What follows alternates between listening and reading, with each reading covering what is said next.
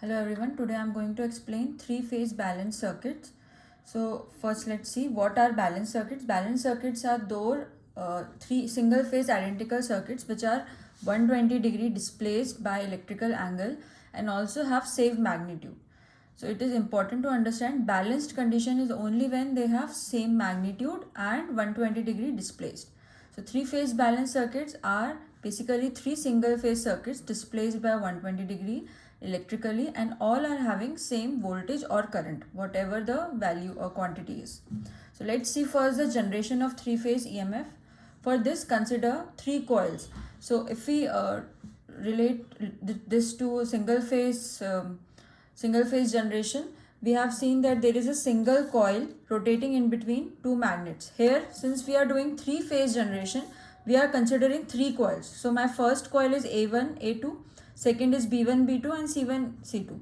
So basically these are the two ends of each coil. A1, A2 are two ends of A coil, B1, B2 are ends of B coil, C1, C2 are the ends of C coil.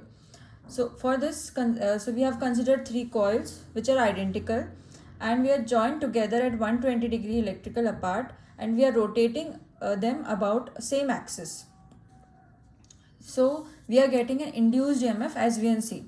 The color here shown are just to specify the EMF we are getting and this is the phasor we are getting. So when we can, so from here we can see that EMF induced by coil A1 A2 is E A1 A2.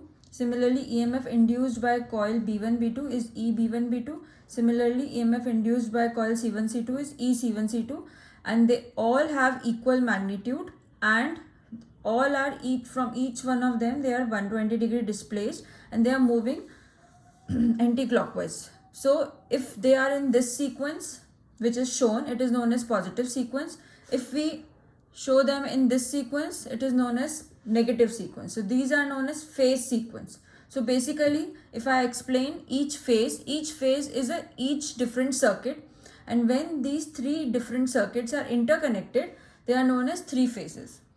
So there can be any number of polyphases, but when experimentally seen, the three-phase connection and the three-phase generator and motor has maximum efficiency as compared to other polyphases circuits.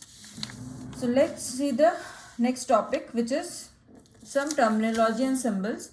So here to understand easily what is actually a phase voltage, so let's see first what are the instantaneous value of each phase voltage. So according to the EMF instantaneous values of the coils A1, A2, B1, B2 we get. So in this we can see from A1, A2 it is at angle 0. So we can write as this as plus 0 degree. Since B1, B2 is displaced by 120 degree, we can say that it is minus 120 degree. That means when we see the waveform, we see that if this is E A1 A2, E B1 B2 is started 120 degree after E A1 A2. That's why it is E B1 B2 is minus 120 degree. Now again from E A1 A2, E C1 C2 is started after 240 degrees. Hence it is displaced by 240 degrees as we can see in the equation. EC1 C2 is displaced by 240 degrees or it can also be said as plus 120 degree. Hence these can be the instantaneous equations of each EMF. If we see the symbols, we can easily display A1 A2 as phase A, B1 B2 as phase B, C1 C2 as phase C. So now I think it is clear what are phases. So E A1 A2 can also be symbolized as EP is the phase voltage. These are the EMF values. So it is at angle 0 degree and with reference to that B1 B2 is at minus 120 degree and with reference to that E C1 C2 is at plus 120 degree. So all of them are having equal magnitude. So these are all magnitudes and these are the angle by which they are displaced. Hence this system is balanced system. So if they don't have equal magnitude, they will not be balanced, or if they will having equal magnitude but they are at different angles, then also they are not considered as balanced system. So whenever doing numerical, please keep that in mind. So now we know each phase has two terminals, A1, A2, B1, B2, C1, C2. Like shown, the three single phases generators. So here's the symbol, and it can also be symbolized by a coil. So basically these are all inductors. We are showing inductors as sources. Now, if these three different A1, A2, B1, B2, C1, C2 are connected with individual loads, my circuit will look like that, and each phase would be using two conductors. As we can see, phase A, if I am considering A1, A2 as phase A, my phase A is using two conductors to connect with its load. Similarly, phase B is connecting with two conductors, as you can see, with connecting its load. And similarly, phase C is connected with two conductors to connect with its load. Hence, if there is, that means when we are using three different single phase circuits to form a three phase circuit, we are using 6 wires. As we can see, 1, 2, 3, 4, 5, 6. Each phase is using 2 wires, hence there are 3 phases, so they are using 6 wires. So it's a very bulky and expensive system. Just to make it a simple system, what we can do is eliminate each wire of each circuit. Like the wire connecting A1, B1 and C1, we can eliminate them and we can connect A1, B1 and C1 and we can form a shape. This shape is known as star shape. In a similar way, we can form a delta shape. What we will do in delta shape? We will interconnected each terminal of each phase. Hence we get two types of shapes for connection of three phase, which is star, and another one is delta. Because in that case we are only using a system with 3 or 4 wire maximum. But in this particular system we are using 6 wires, which is hence the system has become very bulky. So just to uncomplicate the circuit, we are using star and delta. So let's see the comparison of when we are connecting a system in star or when we are connecting a system in delta. Here the point to be noted is that we should note that point that in 3-phase star connected delta connected system, star and delta connected system, there can be 4 types variants, 4 types, where when source is star connected, the load can also be connected in star. When source is star connected but load can connected in delta. When source is delta connected but load can be connected in star, and when both are connected in delta. Hence this is source and this is load. So there can be 4 type of combinations for any source load combination in a 3-phase supply and load system. So let's discuss further some comparison between star and delta. So in practice, above system is not used, as we have seen 6-wire system is never used, and a 3-phase system is used with 3 or 4 wire maximum. So 4-wire system is generally used with star, where the 4th wire is the neutral wire. In generally long transmission line where there is a long distance transmission, we use neutral wire just to save the energy or losses. In delta, there is no scope to connect a neutral wire. Hence in delta always there are 3-wire systems. So in star there can be 2 type of systems. One is the 3-wire system and another one is 1, 2, 3, 4-wire system. So hence we can see that our system is become uncompact. System becomes compact by using 3 and 4-wire system, and it can be connected in star or delta. Some comparison between star or delta, we'll see the comparison with the help of phasors as well. So first see the star.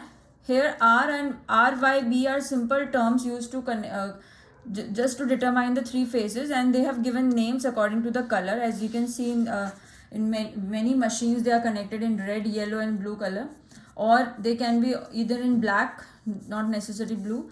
So 2 possible phase sequence can be done in a star. As you can see here, it is R, Y, B. The sequence is R, Y, B, or it can be R, B, Y. It can be R, B, Y. So here I am considering R, Y, B as my positive sequence, and RBY as my negative sequence. What the positive and negative sequence shows? It just shows here the direction in which we are considering the quantities.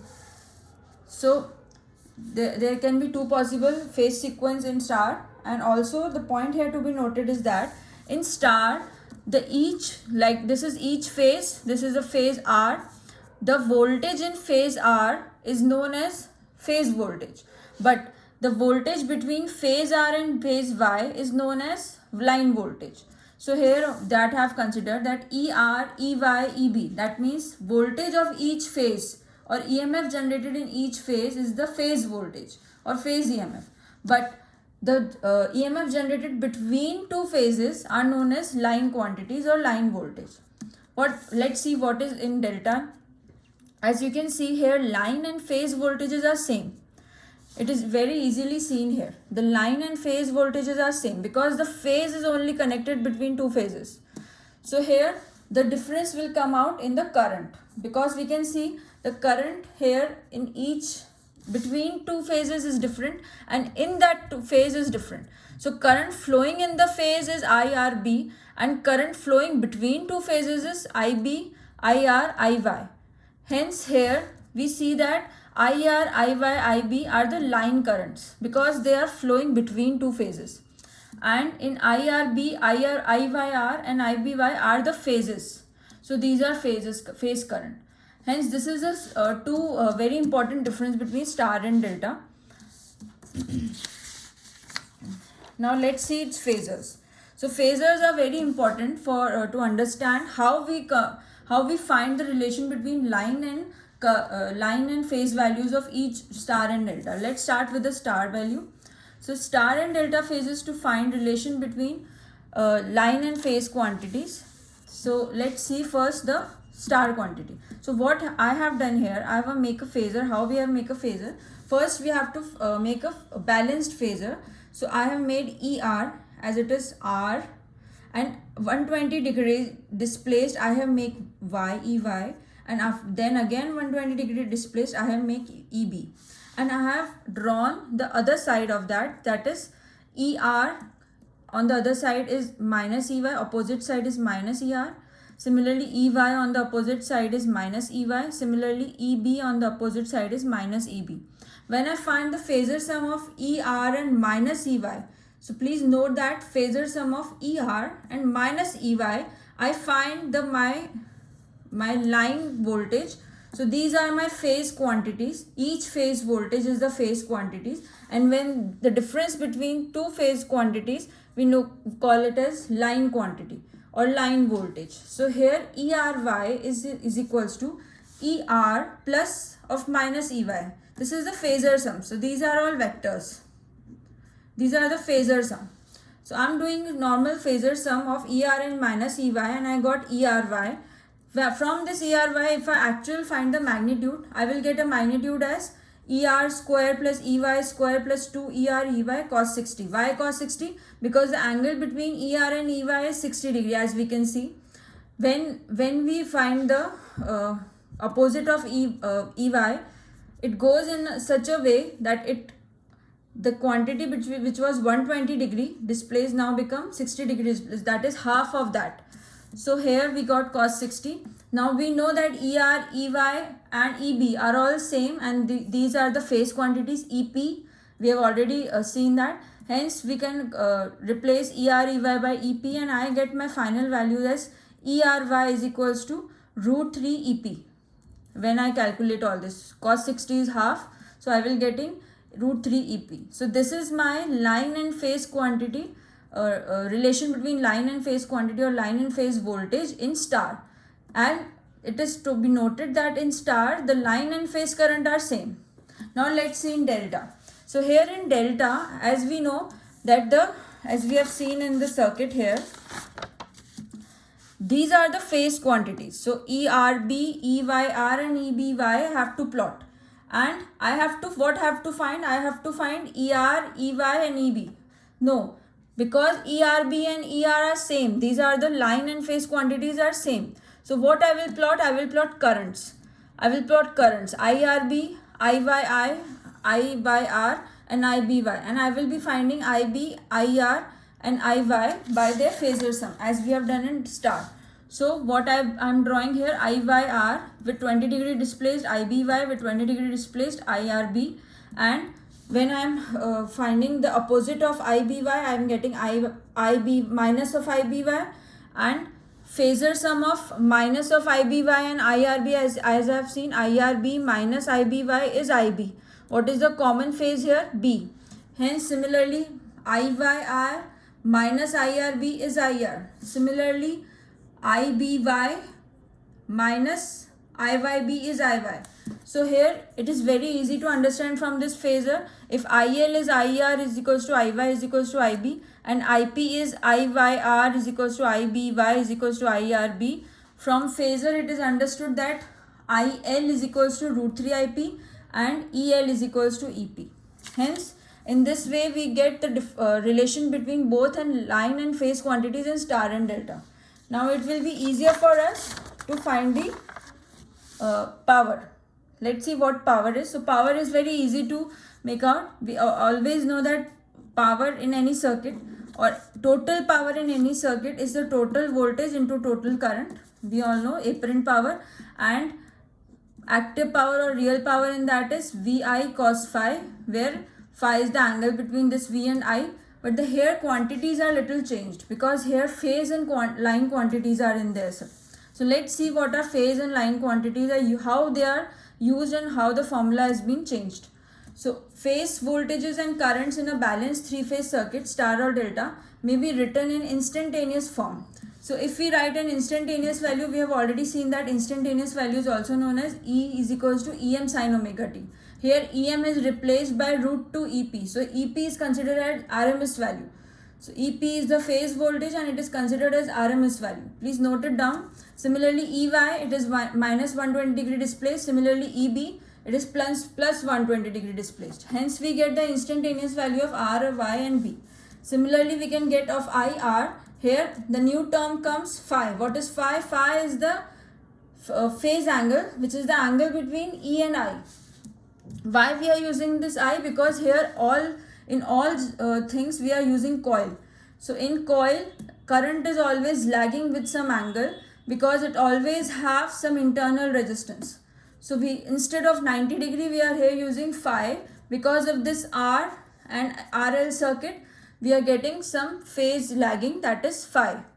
So that's why phi is the phase angle. IR is root 2 IP sin omega t minus phi, where IP is phase current, EP is the phase voltage. Similarly IY is displaced minus 120 degree. Similarly IB is displaced plus 120 degree. Hence we can find the instantaneous power is of each, multiplying each current and voltage of each phase and adding them. Hence we have done that. This is the total instantaneous power. In any numerical, if you have to do that, we can at any time t we can do that. Put the value of time here, find the values of IR, IY and IB and put in this. So we can get the total instantaneous power. Now what about the average value? So average value is very easy to calculate. So what we do when we have n number of circuits and we have to find the average value, we will add the power of each circuit and we'll get the total average value. Hence we are doing that only. So if we want the average power, total average power is, we have got 3 circuits, so that's why 3 into EP IP cos phi. If we want to convert them into into line, it's easy. We have in star case EP is equals to root 3 EL, so we can put that. In delta case it is with IL, hence we get the active power, hence we get the apparent power. So apparent power in normal phase voltage is EP IP and it is in kVA. So hence this is the 3-phase balanced circuits with phasors and power quantities. Thank you so much.